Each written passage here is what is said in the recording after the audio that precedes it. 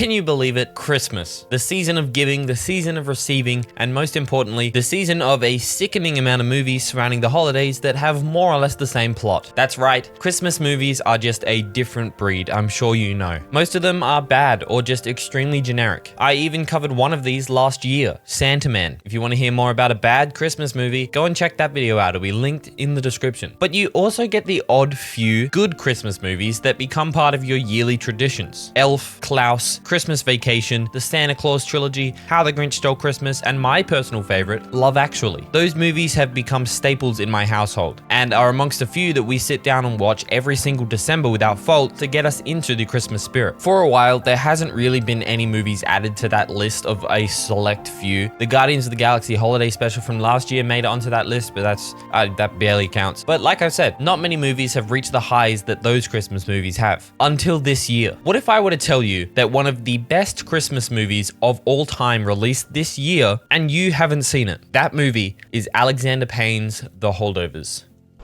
You don't tell a boy that's been left behind at Christmas that nobody wants him? What's wrong with you? There's nobody here, okay? You stay out of my way, and I'll stay out of yours. Let me sleep in the Now, most of the kids dislike you, pretty much hate you. Teachers too. You know that, right?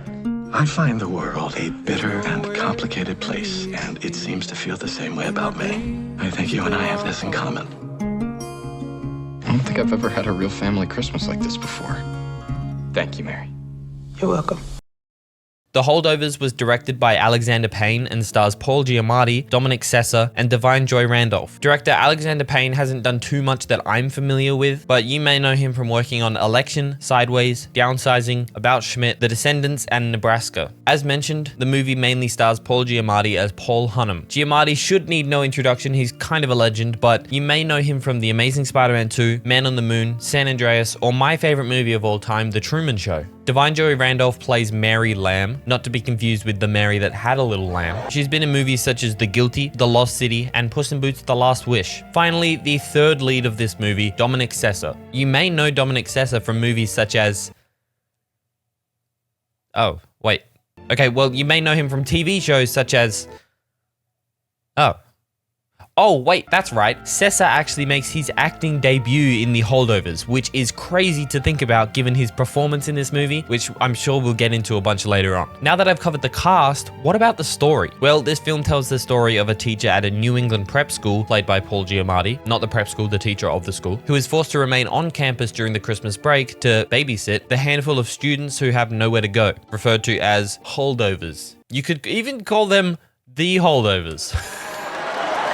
Merry Christmas, everyone. I'll be here all Christmas. Eventually, he forms an unlikely bond with one of them, a damaged, brainy troublemaker, Angus, played by Dominic Sessa, and with the school's head cook, Mary, played by Divine Joy Randolph, who had recently lost her son in the Vietnam War. If that little description wasn't enough to get you into the Christmas spirit, but also get you engaged in the story and with these characters, or at least want to watch the movie for yourself, or maybe even just stick around and watch the rest of this video, then let me tell you why both this story and these three characters help portray the realist, most relatable, wholesome, and most heartbreaking depiction of the Christmas period better than most movies have ever done.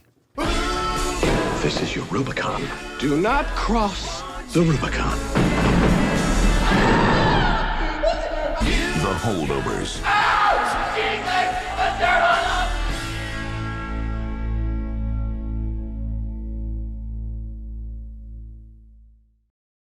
To put it lightly, I think The Holdovers might be one of my favorite, if not my all-time favorite holiday movies. The movie just feels like home, which is funny given that the whole plot of the story is these people don't exactly know what their home is yet. The way it's shot, the way it feels, the messages, the settings, the performances, the writing, it's all just so beautiful. Anything that you can think of that goes into making a movie is just perfectly done here. And with a cast and crew with such a small amount of credits to their name besides Paul Giamatti, The Holdovers is just a really special experience. It gives off that low budget vibe while still being such a grand outing. One of the many standouts for me was its visual style. It may be the best looking movie I've seen all year. The cinematography is just consistently beautiful and somehow perfectly conveys the Christmas feeling. As vague as it is to say, it just really feels like Christmas. That's one of the many aspects of this movie that tie it to the Christmas season and just make it so special. On top of that, the performances from the great Paul Giamatti as Paul Hunnam, Dominic Sess's film debut as Angus Tully, and Divine Joe Randolph as Mary Lamb really tie this movie together. The three I've listed are the central characters of this movie and convey a different view of the Christmas season. Giamatti's character Paul is a teacher at a boarding school who is forced to hold over a group of children who have nowhere left to go. Speaking of, Sess's character Angus is one of those students left on the campus during Christmas break by a family who never seems to put him first. And finally, Mary is the head cook at Barton who recently lost her only son in the Vietnam War. All of these characters, in their own way, are extremely likable and even more relatable. Even though you possibly haven't lost your son in the Vietnam War like Mary did, she still conveys a certain feeling of having something or somebody missing during the Christmas holidays. Angus makes you feel like you too have nobody who puts you first, even during Christmas, and nobody who really cares for you, just people who pretend. And Paul, the man with nowhere to go for Christmas, forced to look after a group of students. These stories aren't something you instantly relate to, but the portrayals by the actors, the performances, emotions, writing, and direction really force you into each character's shoes, giving three extremely likable protagonists that all convey a different view on the Christmas period.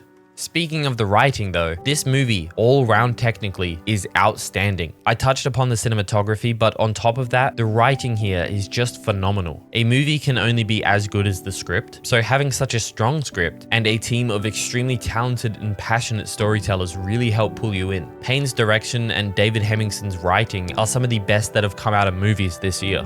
This isn't just your bog standard heartwarming Christmas tale, it deals with a few heavier topics as mentioned in the character briefs. The stories in this lean into more of the negative sides of the holidays, like being left alone or not having anybody to turn to, because that's an unfortunate truth. Some people spend Christmas alone. The Holdovers is just really good at tugging at your heartstrings. In fact, there's a simple handshake in this that just feels more overwhelmingly warm and emotional than most hugs seem to in movies nowadays. The second it occurs, I was just overwhelmed with emotion, more than I had been for the whole movie, because it is such a rare, beautiful moment that just feels so built up and so well paid off.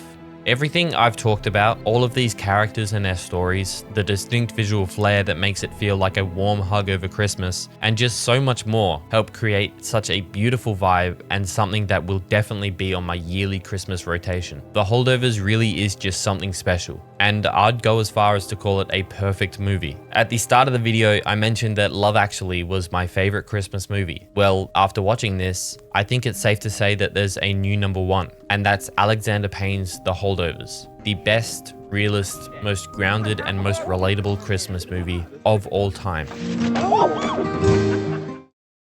There just aren't many Christmas movies like it. Hell, movies in general. It not only perfectly captures the meaning of Christmas, but it also tells the hardships that come with the season that are often overlooked, and the not so holly and jolly aspects that some people are forced to experience. I think that's my biggest takeaway from this movie. Throughout the year, some people just aren't as fortunate as others, and when Christmas time comes around, they may not have families to go home to. Whether they're a classics teacher at a school that's forced to look after a bunch of kids because he himself has nowhere to go, or a cook who recently just lost an integral part of her family, or a young, damaged, brainy troublemaker who's just never put first by his family, to a point where he isn't even a priority, even during Christmas time. Christmas is such a magical time of the year, and that definitely should be celebrated. But this Christmas, just keep in mind the people that are less fortunate than you. Invite that relative you hardly talk to Christmas dinner. Reconnect with that friend you once stopped talking to. Do that nice deed to a stranger, buy somebody flowers, send a nice message. Christmas is the season of giving, but nobody says you have to give physical items or spend hundreds of dollars. Watch this movie and understand that Christmas isn't about giving gifts and receiving gifts, it's about connections. It's about the people you look to during the hard times, it's the people you celebrate the good times with. At the end of the day, it's the people that are gathered around your Christmas table, or the people that are sending you Christmas cards or sending you nice Christmas messages. So whatever you choose to celebrate over December, all that I ask is that you make somebody smile this Christmas, because no matter how shitty the year can get, there's always one time of the year that brings people together: Christmas. Thank you all very much for watching. Go and watch The Holdovers. It is a beautiful experience. Happy holidays and Merry Christmas.